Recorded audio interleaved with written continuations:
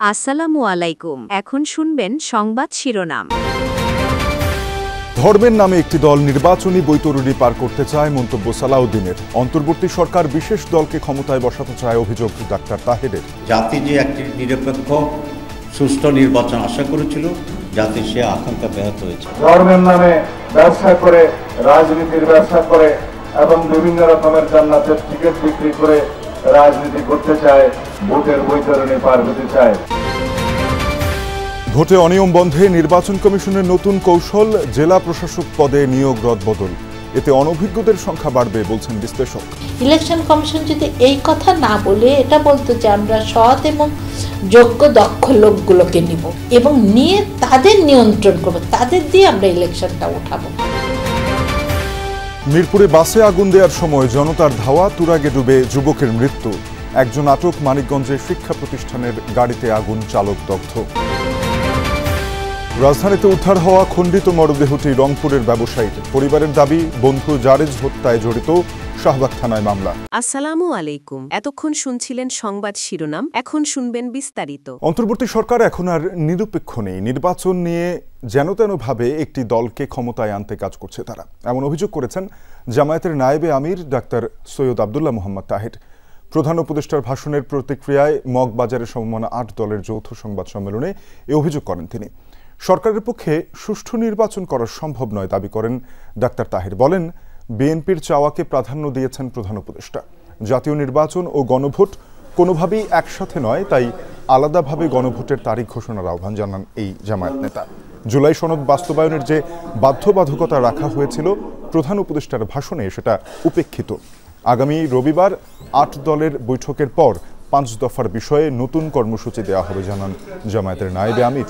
প্রধান উপদেষ্টার ভাষণ একটি দলের প্রতি আনুগত্যের প্রকাশ পেয়েছে এবং এর মাধ্যমেই জাতি যে একটি নিরপেক্ষ সুষ্ঠু নির্বাচন আশা করেছিল, জাতির সে আকাঙ্ক্ষা ব্যাহত হয়েছে। গণভোট এবং জাতীয় নির্বাচন দুটি একেবারে ভিন্ন ইস্যু।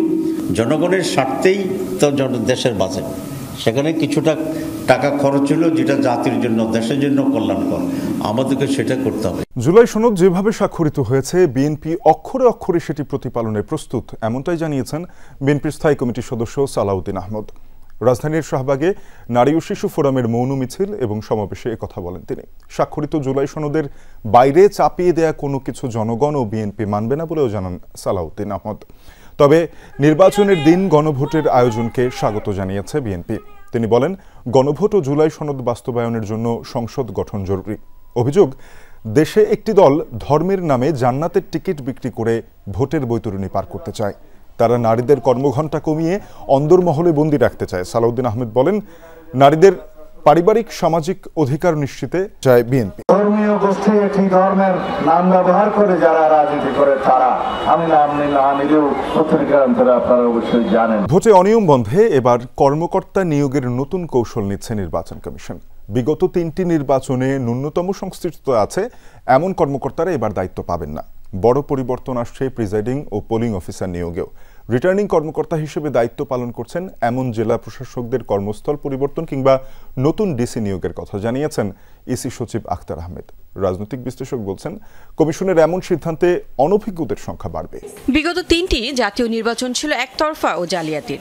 এসব নির্বাচন আয়োজনে বড় ভূমিকা ছিল কমিশন ও ভোট গ্রহণের সঙ্গে জড়িত প্রায় 13 লাখ কর্মকর্তার।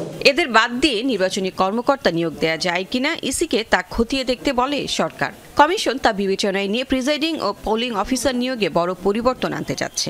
নির্বাচন সামনে রেখে 29 জেলায় নতুন ডিসি নিয়োগের মাধ্যমে বড় ধরনের রদবদল শুরু করেছে সরকার। রিটার্নিং কর্মকর্তার দায়িত্ব পালন করবেন এই ডিসিরা। ইসি সচিব জানালেন, বিগত 3 নির্বাচনে ন্যূনতম সংশ্লিষ্টতা ছিল এমন কর্মকর্তারা বাদ পড়বেন, তবে সেটি নির্ধারিত হবে সুনির্দিষ্ট প্রক্রিয়ায়। মনের ভিতরে ঢুকাতে বোঝা মুশকিল যে আপনি কতটুকু ইনভলভ ছিলেন।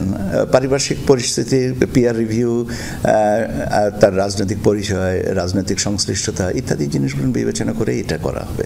অধিক্ষেত্রটা পরিবর্তন করে দেওয়া যেতে পারে বা করা যেতে পারে, বাদ দেওয়া যেতে পারে। তো আমরা যতটুকু মানে সামান্যতম গ্রহণযোগ্যতা যাদের আছে তাদেরকেই রাখার চিন্তা করা হচ্ছে। সাধারণত স্কুল শিক্ষক, ব্যাংক কর্মকর্তারা পোলিং অফিসারের দায়িত্ব পালন করেন। ঢালাওভাবে সবাইকে অযোগ্য করা হলে আগামী নির্বাচনে কারা দায়িত্ব পালন করবেন এমন প্রশ্ন নির্বাচন বিশেষজ্ঞদের। বললেন, সবাইকে বাদ দেওয়ার বিষয়টি অযৌক্তিক। ইলেকশন কমিশন যদি এই কথা না বলে এটা বলতো যে আমরা সৎ এবং যোগ্য দক্ষ লোকগুলোকে নিব এবং নিয়ে তাদের নিয়ন্ত্রণ করব, তাদের দিয়ে আমরা ইলেকশনটা উঠাবো। রাজধানীতে বাসে আগুন দেওয়ার সময় জনতার ধাওয়া খেয়ে তুরাগ নদীতে ডুবে প্রাণ গেছে এক যুবকের। গতরাতে আগুনে পুড়ে যায় বাসটি। ঘটনায় একজন পালিয়ে গেলেও আরেকজনকে আটক করা হয়। পুলিশের ধারণা, নাশকতার জন্য তাদের ভাড়া করা হয়েছিল। বৃহস্পতিবার রাত 10টার দিকের ঘটনা। মিরপুরের বেড়িবাঁধ এলাকায় রাস্তার পাশে থাকা একটি ফাঁকা বাসে আগুন ধরিয়ে দেয় 3 যুবক। এই ঘটনা মোবাইলে ভিডিও ধারণ করছিল তারা। পরে তাদেরকে ধাওয়া করে আশপাশের লোকজন। একজনকে হাতে নাতে ধরা হলেও আরেকজন প্রাণ ভয়ে ঝাঁপ দেয় পাশের তুরাগ নদীতে। সাঁতার না জানায় পানিতে ডুবে যায় সে, আর তৃতীয়জন পালিয়ে যায়। যারা আগুন দিছে ওদের জন্যই একজন আর কি পাবলিকে যখন দৌড়ানো দিছে, দৌড়ানোর জন্য একজনে নদীতে চাপ দিছে, ওই সাঁতার জানতো না, তখন ওই নদীতে ডুবে মারা গেছে। আরেকজন হাতে নাতে ধরছি। লোকজনে হই হল্লা করতেছে, দাপদাপি আসছি আইসারাই, এর মাঝখানে দেখি যে ওদিক দিয়ে লোকজন অনেক জমা হয়ে গেছে। তারা নয় ওই ধরতে গেছে, নাশকাতি লোকের ধরতে গেছে, তখন আমরা আগুন নিভাবার চেষ্টা করছি। তারপরে ফায়ার সার্ভিস নিভা হয়েছে। পানিতে ডুবে যাওয়া যুবককে মুমূর্ষু অবস্থায় উদ্ধার করে নেওয়া হয় শহীদ সোহরাওয়ার্দী মেডিকেল কলেজ হাসপাতালে। সেখানে কর্তব্যরত চিকিৎসক তাকে মৃত ঘোষণা করেন। পুলিশ জানায়, নিহত ব্যক্তির নাম আব্দুল্লাহ সায়াফ। রাজধানীর একটি কলেজে দ্বাদশ শ্রেণীতে পড়ত সে। বৃহস্পতিবার হাইকোর্টের সামনে খণ্ডিত মরদেহ উদ্ধারের ঘটনায় নিহত আশরাফুল হকের বন্ধু জারেজকে আসামি করে শাহবাগ থানায় মামলা করেছে নিহতের পরিবার। জারেজের পাশাপাশি অজ্ঞাতনামা বেশ কয়েকজনকে আসামি করা হয়েছে। সকালে মরদেহ নিতে ঢাকা মেডিকেলের মর্গে যান আশরাফুল হকের পরিবারের সদস্যরা। বলেন, কারো সাথে শত্রুতা ছিল না আশরাফুলের। 3 দিন আগে বন্ধু জারেজের সাথে ব্যবসার কাজে ঢাকা আসেন তিনি। এরপর থেকে এই মোবাইলে যোগাযোগ বিচ্ছিন্ন হয়ে যায়। সবশেষ 3 দিন আগে মোবাইল ফোনে কল করলে ওপাশ থেকে রিসিভ করে জানানো হয় মোবাইলটি তিনি কুড়িয়ে পেয়েছেন। পরিবারের দাবি, সুষ্ঠু তদন্ত করে প্রকৃত আসামিকে গ্রেপ্তার করে সর্বোচ্চ শাস্তি নিশ্চিত করা হোক। এখনও সন্দেহভাজন কাউকে আটক করেনি পুলিশ। রাজধানীর জাতীয় ঈদগাহ মাঠের পাশে খণ্ডিত অবস্থায় উদ্ধার হওয়া আশরাফুল হকের রংপুর বাড়িতে চলছে শোকের মাতম। পরিবার তো বটেই, এলাকাবাসীও শোকাহত। ঘটনায় সংশ্লিষ্ট একটি ফোনের রেকর্ড এসেছে যমুনা টেলিভিশনের হাতে, যেখানে শোনা যায় তার সাথে যাওয়া বন্ধু জারেজ মিয়ার অসংলগ্ন কথাবার্তা। বৃহস্পতিবার সন্ধ্যায় রাজধানীর জাতীয় ঈদগাহ মাঠের পাশের সড়কে এক ব্যক্তির খণ্ডিত মরদেহ উদ্ধার করে পুলিশ। প্রযুক্তির সহযোগিতায় মেলে পরিচয়। তিনি রংপুরের বদরগঞ্জের গোপালপুর ইউনিয়নের নয়াপাড়া গ্রামের আব্দুর রশিদের পুত্র আশরাফুল হক। পেশায় কাঁচামাল আমদানিকারক। স্বজনরা জানান, মঙ্গলবার রাত 9টায় বন্ধু পাশের গ্রামের জরেজকে নিয়ে ঢাকা যান আশরাফুল। এরপরই তার ফোন বন্ধ। অনেক চেষ্টা করেও তার সাথে যোগাযোগ করতে না পেরে জরেজের সাথে যোগাযোগ করে নিহতের পরিবার।